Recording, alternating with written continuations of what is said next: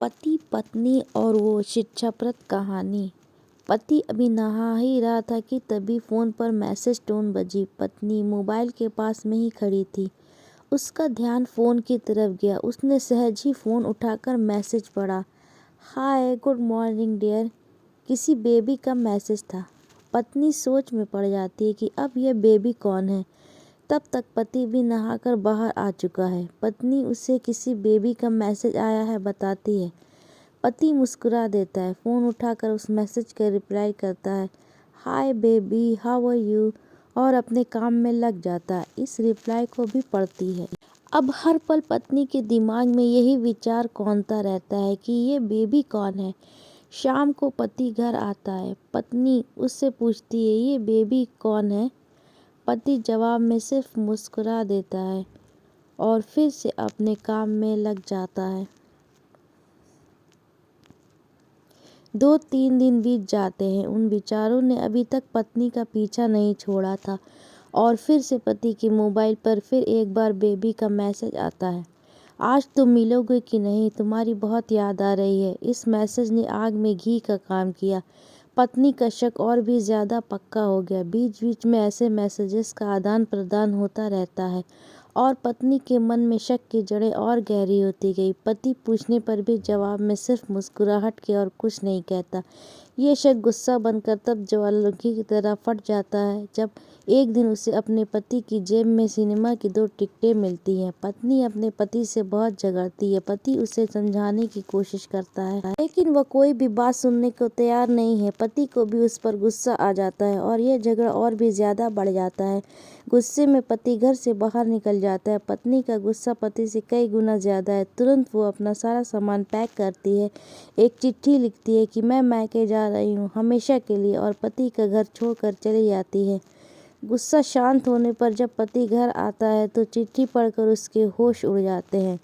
10 दिन बीत जाते हैं और गांव के उस घर पर डोरबेल बजती है जहां पत्नी रहने चली गई है। पत्नी दरवाज़ा खोलती है। दरवाजे पर 10 साल की एक छोटी बच्ची हाथों में चिट्ठी लिए खड़ी है। वो पत्नी को वही चिट्ठी देती है। बच्ची से वह चिट्ठी लेकर पत्नी चिट्ठी खोलकर पढ़ती है, डियर वाइफ, जिस बेबी की वजह से हम दोनों में इतने झगड़े हुए हैं और तुम हमारा घर छोड़कर यहाँ चली आई, ये बच्ची जो अभी तुम्हारे सामने खड़ी है वो वही बेबी है, अनाथ आश्रम की एक प्यारी बच्ची। इसी के साथ मैं बातें करता था, सिनेमा जाता था। पहली बार जब तुमने बेबी के बारे में पूछा था तो मैंने जानबूझकर तुम्हें नहीं बताया था। सोचा था थोड़ा मजाक करता हूँ, देखता हूँ तुम कैसे रिएक्ट करती हो, लेकिन मैंने ये कभी नहीं सोचा था कि तुम्हारा शक इतना बढ़ जाएगा कि तुम घर ही छोड़ दोगी।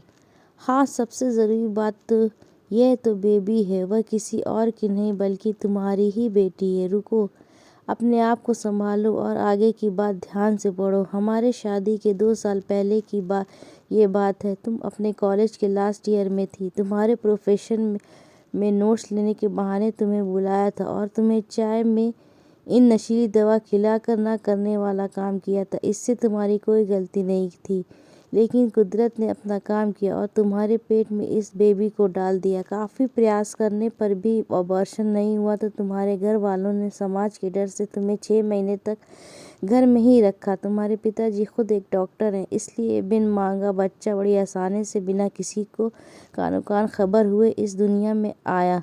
भविष्य में तुम्हारी शादीशुदा ज़िंदगी में कोई प्रॉब्लम ना हो, इसलिए तुम्हारे पिता ने इस बच्चे को गांव के एक अनाथ आश्रम में छोड़ दिया। ये बच्चा मतलब यही बेबी जो अभी तुम्हारे सामने खड़ी है। अगर अभी भी विश्वास नहीं हो रहा है तो इस बच्चे के गाल का वो तिल देख लो जो शायद तुमने उसे आखिरी बार रोते हुए देखा होगा, या फिर अपने पिताजी से पूछ लो।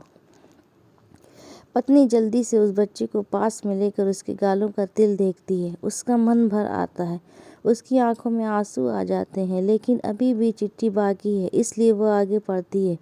मुझे पता है अभी भी तुम्हारे मन में ये सवाल उठ रहा होगा कि ये सब मुझे कैसे पता। तुम्हें बता दूं कि यह सब तुम्हारे खुद के पिता ने ही अपने मन में उठ रहे पश्चाताप को शांत करने के लिए शादी के 1 महीने पहले मुझसे मिलकर सारी बात मुझे बताई थी।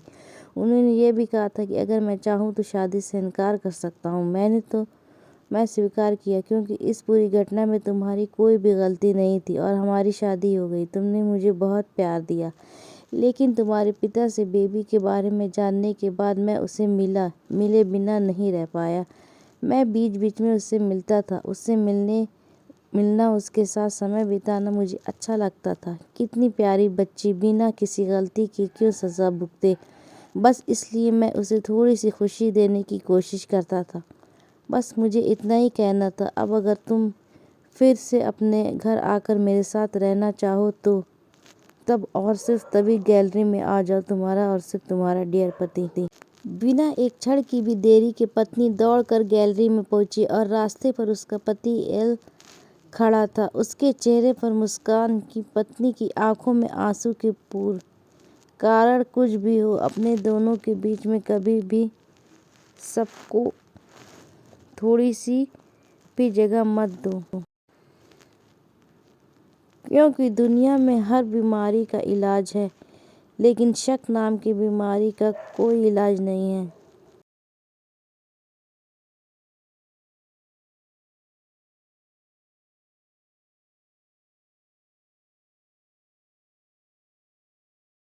मन शांत रखो, जो भी मन में आए एक दूसरे को बताओ।